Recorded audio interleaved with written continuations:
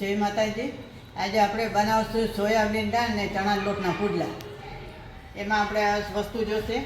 આ ચણાનો લોટ છે, આ સોયાબીન છે, આ ડુંગળી, આ ટમેટા, આ 2 ચમચી મરચું તીખું લીધું છે આપણે, અને આ 1 ચમચી હળદર, સ્વાદ પ્રમાણે મીઠું, અને આ હિંગ લીધી છે 1/2 ચમચી, અને આ તેલ છે। જય માતાજી। હાલો, આ સોયાબીન આપણે મિક્સરમાં કાઢી નાખ્યા છે અને 2 કલાક પહેલાં પલાળી દેવાના। એટલે પલાળી મિક્સરમાં કાઢીને પછી આપણે લોટ પલાળ્યો છે એમાં હવે આ બધું નાખી દઈશું મસાલો। આપણે આ સોયાબીન નાખશું,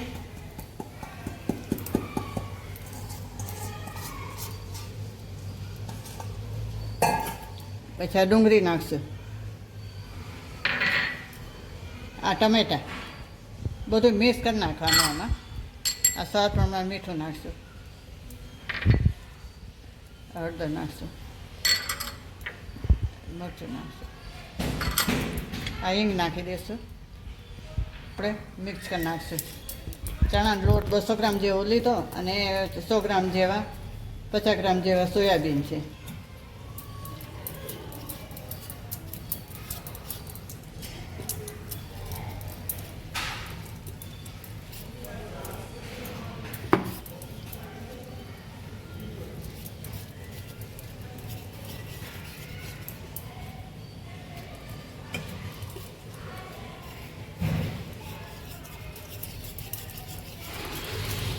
આ પલાળીને 1/2 કલાક જેવું રાખી દેવાનું,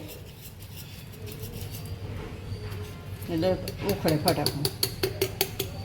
હવે આપણે ગેસ ચાલુ કરશું।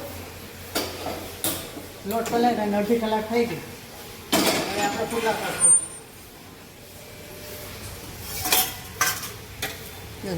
થોડે પલાળીએ એટલે લોટ સરસ થઈ જાય અને ઉખડે સારા।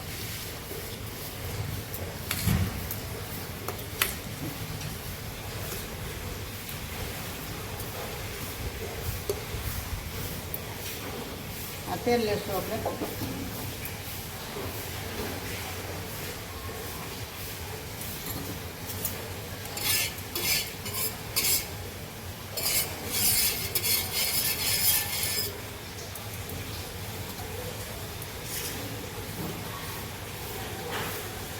રોટી ગરમ થઈ એટલે આપણે પુડલા ઉતારશું।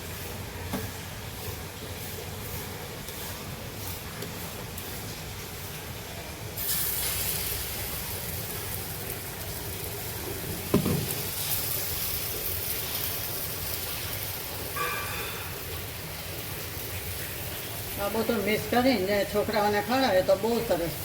ઓમ ખાઈ નહીં, શાક ના ખાય, સોયાબીનની વસ્તુ કોઈ ના ખાતું હોય, આવી રીતના કરીને ખવડાવે।